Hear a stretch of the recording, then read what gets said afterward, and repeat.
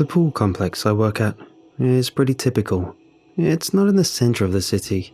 It's closer to the edge, and as such, has loads of space to work with. There are gyms and courts and several large pools that it's comprised of, all interconnected with warm and pleasantly humid plexiglass tunnels, extra appreciated at this time of year. Sometimes, as I'm walking through one such tunnel in my shorts, sandals, and lifeguard shirt, I'll catch a glimpse of someone outside, shivering through their coat in the snow, and I can't help but feel relieved to be on this side of the glass. My boss is an eccentric lady, the manager. She laughs and smiles a lot, but damn if she doesn't always look so tired. It's like I can see the stress aging her in actual, real time. She needs to take it a little easier, is what I think. We're just leisure facility workers after all. I considered telling her this in a meeting she's called me into. I'm not concerned. We get on well, and I'm a good employee. I try to think of a diplomatic way to word my sentiments, but she begins to speak before I have a chance. "How long have you been working here now, Dan?"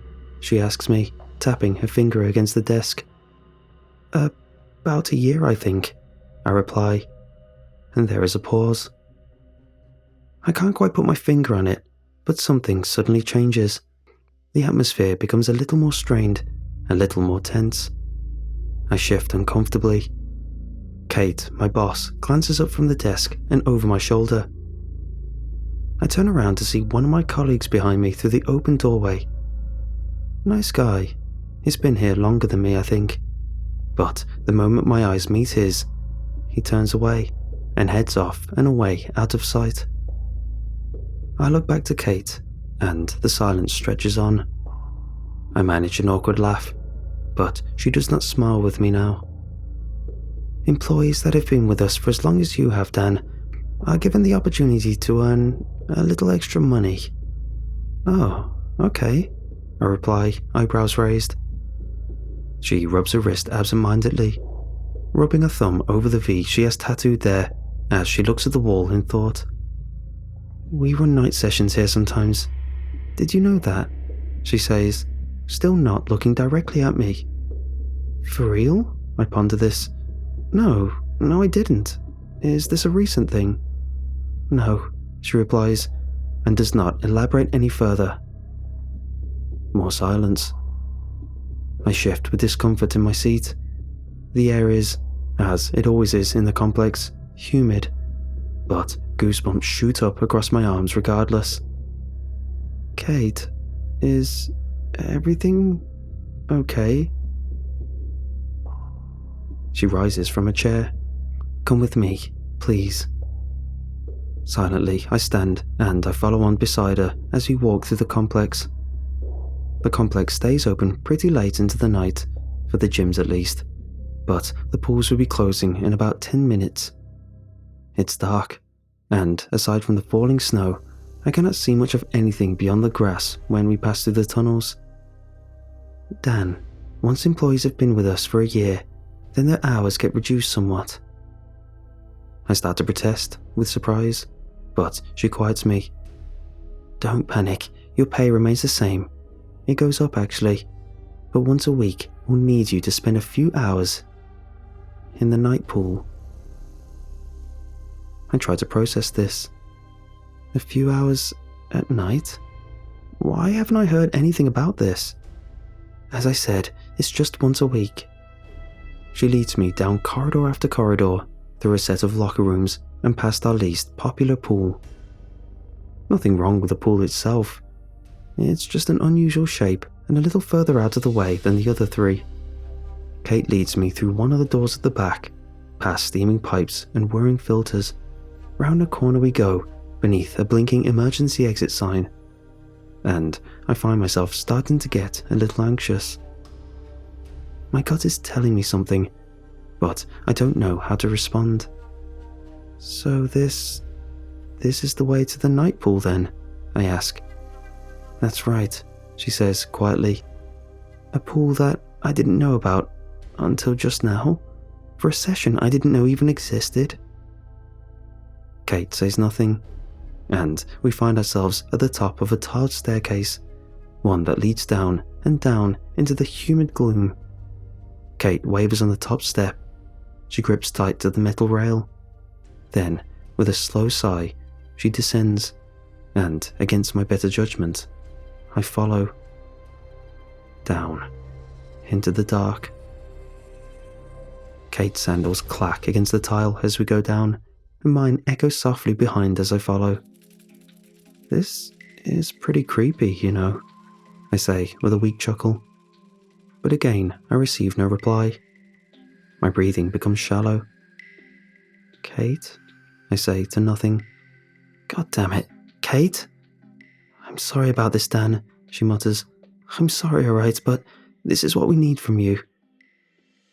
And we arrive at last at the base of the stairs before an open, tiled arch in the wall. The world beyond is red. Low, gloomy red, as the room is awash in nothing but red light. Jeez, I murmur in disbelief, stepping forwards, and, together with Kate, we step through the secretive, underground pool. A deep, soft humming sound rumbles overhead through the pipework. Water drips from somewhere unseen.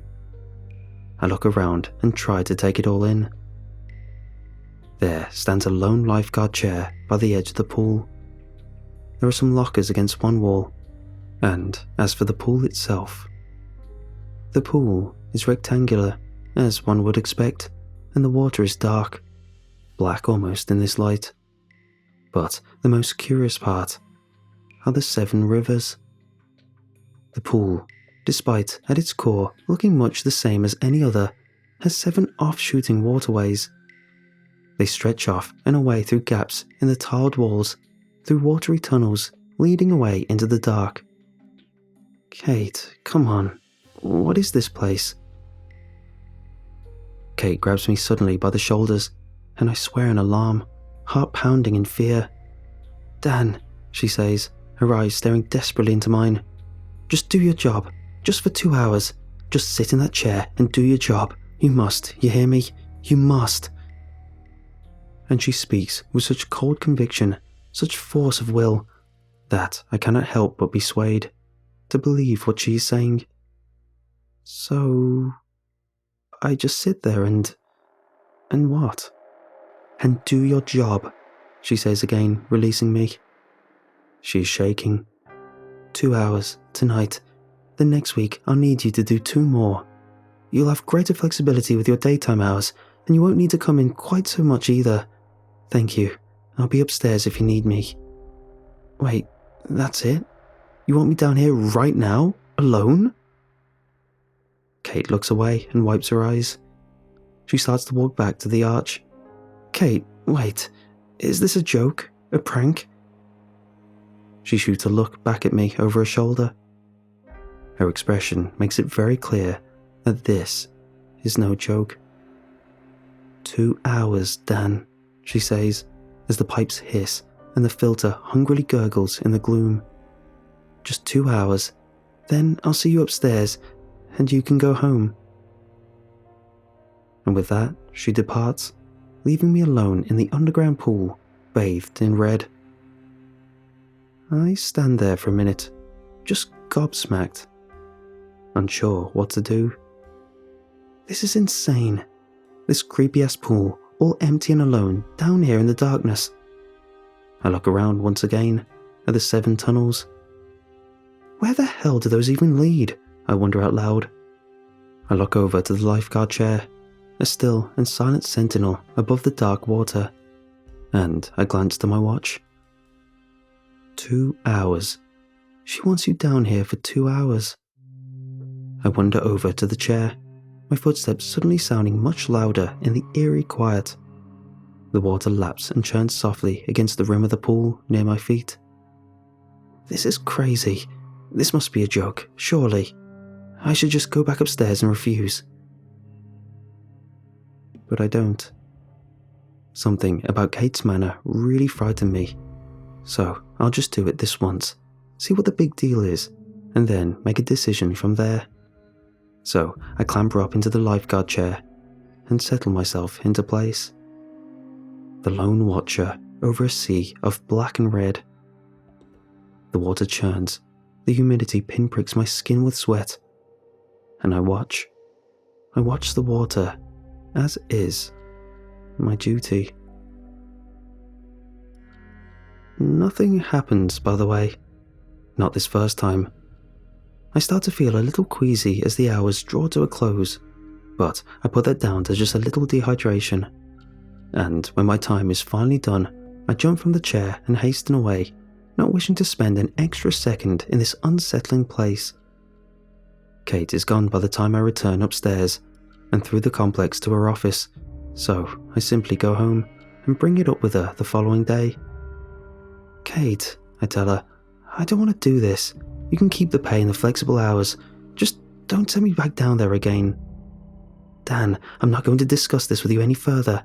I'm sorry, but this is just the way it is." "Kate, look, it creeps me out, right? I don't—" "You will go down again." "No, I won't." "Yes," she shouts, "you will," slamming her hand down onto a desk, and silence falls in the immediate area. She pauses, then bursts into tears with her hands in her face. I don't bother saying anything further. I just walk out. What is there to say? I speak to one of my colleagues a little later that day, a guy called Rex.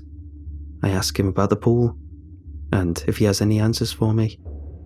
"You just have to do it," he mutters, eyes downcast. "If you don't, then it'll fall to somebody else, right? How long has Francesca been working here? You like her, right?" I stutter in reply. "I mean, I don't know about that. How long has she been working here now, man?" "Well, about 11 months, I guess." 11 months. Yeah, that's right. Rex doesn't say another word. He just rubs his wrist in thought. I look down and make the connection for the first real time. That is the exact same place as Kate's. It's of 3 eyes positioned next to each other. 3. I mean to ask him about it, but he just claps me on the back and strides away. So, a week passes and I find myself again at the top of those gloomy stairs, the ones descending down into the red shade. I scratched my arm in thought, paused, considering. Is my job really worth it? I think to myself. Is it worth it to go back down to that awful place? "You're joking, right?" comes the rebuttal. "It's 2 hours of sitting on your ass. 2 hours and you get to keep one of the best jobs you've ever had. You like it here. You've just been given a raise. It's 2 hours in a red room. Man up and get the hell down." Fine, I think to myself, steadily descending the tiled stairs. But there's something else going on here. Something not right. And I'll find out what it is. Kate barely looks me in the eyes these days. Something's seriously up with her, and it's scaring me. I take a deep breath as the levels of light lower and shift to a more total, foreboding red. I step down onto the damp tiled floor of the lowermost level and walk cautiously through the arch and into the pool room. As before, entirely empty. One pool with 7 off-shooting rivers that run through tunnels in the tile, leading away through the dark. And the lifeguard chair, waiting patiently for my arrival. I head over and climb on it. Sitting with a small sigh and my hands clasped, I look out over the face of the water. Dark, black. It swallows the feeble red light and softly churns, demanding more, perhaps. I stare at the water, waiting and willing the time to go faster. Until I zone out.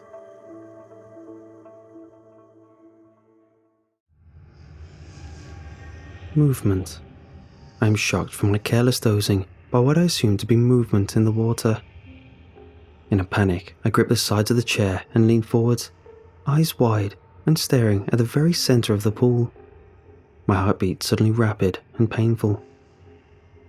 I wait, and I watch, waiting for confirmation of what it is I saw, hoping beyond hope that it was nothing more than my imagination. I stare at the spot in the pool for a minute or more, and just as my heart is beginning to slow and I'm allowing myself to relax, I see it again. It's subtle, but it's there. A small splash in the water, a ripple and a churn. Damn, I mumble, then a little louder. Damn it, damn it, damn it. It's just a filter perhaps, bubbling from the bottom of the pool. But as if in response to this thought, the splash comes again, and I watch in cold horror as the water rises and steam drifts from the pool's surface. A long dark shape slithers its way through the red shadow towards me, then slinks back down and into the deep. Screw this. I have 10 minutes left on the clock by my count, but I'm done. I'm out. I leap from the lifeguard chair and stagger my way across the slippery poolside tile, back through the arch to the steamy underground back rooms and up the stairs and into the complex, racing through corridor after corridor. Kate is still here tonight, it seems. I find upon my arrival at her office, red face and breath shallow. What the hell is this, Kate? I shout at her. Tell me what the hell is going on? You think I wanted this? She mutters in a low voice, leaning forwards. She doesn't seem surprised by my outburst in the slightest. You think I wanted to be a part of this hell, Dan? She scratches at the V tattoo she has on her wrist. We do our duty as lifeguards. As lifeguards? I allow myself a laugh and throw out my hands. This is insane. Tell me, Kate, what exactly is in the pool below our complex? She looks at me, then looks at her watch. You left your position early, she says. No one is watching the pool. No one is watching the... I begin, incredulous. Then I stop, close my eyes, and take a breath. Kate, I say to her, I quit. And without another word, I turn and stride from her office. I leave the complex behind, shivering in the snow. And despite how much I used to love my job, I intend to never return. I intend. That night, I suffer from terrible, terrible nightmares. In them, I find myself struggling to breathe, coughing and spluttering, my lungs filling up with putrid, dark water as I scrabble for the surface that only ever gets further and further away.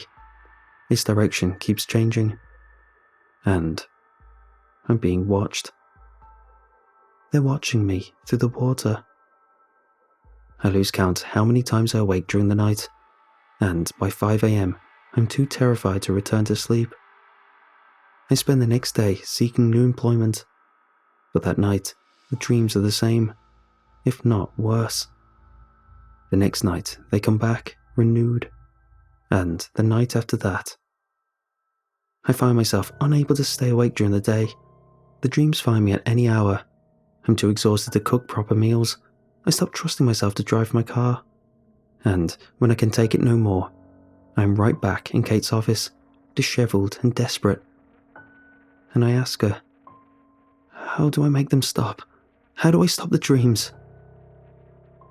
She stands and steps over to me. She draws me into a hug. Just do your job, she says softly. You're a lifeguard. Then she says, I'm sorry, Dan. I'm so sorry. There is no other way. So, I return to my job. Once a week, I do my shift in that awful, monstrous, subterranean pool. Sometimes the water remains still. Sometimes the nights are entirely uneventful. And sometimes I see shapes slithering around in the darkness, disrupting the pool surface. And my greatest fear remains that one day, one of the things in the water is going to clamber up onto the tile, and I will not be able to summon the constitution to escape. The nightmares only come the night before my shift these days, and they are not as intense. But I can handle that. I can deal with it. They are only as heavy as is needed, I suppose, to remind me to do my duty, to do my job, to watch the water, week after week. My duty goes on. How long do I have to do this? I ask Kate. I ask Rex. I ask the others who have been here longer than myself, but none of them give me an answer. And one day, something happens that is worse than my greatest fear, worse than one of the things in the darkness climbing up into the light. And it's so predictable. I can't believe I didn't see it coming. So classically, painfully obvious that I consider myself an idiot for not preparing for it sooner. I am forced to do my job as a lifeguard, because one terrible night, I see a boy in the water. It begins as any other. I'm uncomfortable and scared as I sit in my chair, as I watch the water quietly churn and listen to the pipes above me hiss and rumble. Perhaps it's going to be another quiet night, I hope, preemptively. Perhaps there'll be no disturbances tonight. And that's when I see him. That's when I see the boy. A kid. A human boy just drifting through one of the tunnels, down one of the rivers and into the center of the pool, paddling and pulled along by an impossible current, one that I cannot see. "Help!" he cries out, and I can see the fear on his face, washed in red. "Dad? Dad, where are you?" I can't believe what I'm seeing. "Hey," I shout. "Hey kid, over here." But the boy does not react to my voice. He simply looks all around himself, spinning in a circle, calling out for his father. "Dad, where are you?" His voice echoes around the tarred walls as the deep red light shimmers across the face of the water. "Kid, hey kid." I try blowing my whistle. He does not react. I jump down from the chair to the tile and wave my arms, but the kid just can't see me. It's as if he's looking right through me when he turns my way, and the poor little lad starts to cough. He's swallowing mouthfuls of water, and he splutters and chokes. His strokes become more erratic as he keeps on calling for help. He is drowning, and the only one who can save him is me. My blood runs cold as I see further disturbances in the water at the far edges, dark and slithering shapes, and Kate's voice blares like a siren through my head. "Do your job. As a lifeguard, you must do your job." Time seems to slow a little. I watch as the boy starts struggling for real, as he begins to dip below the water, splashing and crying out for help. For help. But of course, I'm the only one who can hear him. I grit my teeth. With jaws set, my blood, once cold, now surging, fires me up with a blast of adrenaline. I take a long step forwards, then another. It feels slow, but I'm moving fast. I can tell. I follow procedure without even realizing. 3 quick blasts of the whistle, and I've shot myself forwards from the edge of the pool. I'm diving forwards, leaping from the edge and out towards the darkness of the unknown. The boy is just a few feet ahead. He draws closer and closer, and I hit the water with a great splash, and a rush of bubbles burst up past my ears. For a moment, I'm trapped in time. I'm adrift in the void, lost and alone in the watery darkness. The pool is impossibly, unfathomably deep. I cannot see the bottom. Something massive and slow lurks far below me, a shadowed thing that writhes with motions like the waves of a dark sea against the bitter shore. And I know that whatever it is can see me. All around in the water, the slithery shapes draw close. Time returns to its regular speed, and I burst up for air and power through the darkness towards my target, towards the boy, lost, alone, and in need of help. "I've got you," I splutter as I shake off the void and grab him beneath the arms. Immediately turning, I power my way towards the edge, with the boy trembling and shaking behind me, arms and legs pumping as fast as I am able, though I cannot lose that terrible feeling of being flanked by the things in the water, getting closer and closer, closer and closer. I do not know what would happen if they were to reach me, but they do not. Not today, at least. I reach the edge, and with a roar of strength, I bring round the boy and holding him to my chest, I clamber clumsily up and onto the side. I roll away from the edge of the pool, still clutching him as I try to put as much distance between us and the water as I'm able. Shooting a look back reveals those menacing dark shapes slink quietly back into the depths, and I come to an exhausted halt, looking down at the boy and moving to help him sit up as I catch my breath. But there is no boy. Not anymore. Just a boy-sized shape comprised entirely of water. And the second that I comprehend this fact, the water acts as one would expect it to. It just melts right through my hands, splashing down across the tiles and washing over and away. As solid and then formless. Gone. Still panting, I push myself up to the wall. I rest myself against it, soaked, and I just sit there for a while, processing, trying to think, to put it all together, and failing. Feeling a subtle itch on my wrist, I look down, and there, forming before my eyes beneath the pool's red glow, is an eye. A thin, dark Roman numeral 1. It looks just like a tattoo. What does it mean? I ask Kate upon the completion of my shift. I stand before her, bedraggled and afraid at the complex entrance. I had to rush out to catch her before she left. The snow barrels down and the Arctic wind burns my wet skin. But I don't care. Not in this moment. The lights through the complex doors behind me send my shadow out long across the snow and illuminates Kate's face and shines in her eyes. Eyes that look sadly back into mine. The wind sends the tails of her coat billowing out to the side. What does it mean? I shout above the gale, showing her my wrist, and she draws down her sleeve to reveal her own. The V, the Roman numeral 5. 7 souls, she whispers in a voice I can barely hear. 7 rivers, 7 tunnels, and 7 souls to be saved. And then we can be free. I don't understand. Kate, please. 7 souls, Daniel, she says as she looks back up at me, in a voice rich with sorrow, an apology with warning and with hope. Save 7 souls, and your duty is done. We are the sentinels, and the lives are ours to guard. Without another word, she turns and walks away and into the storm.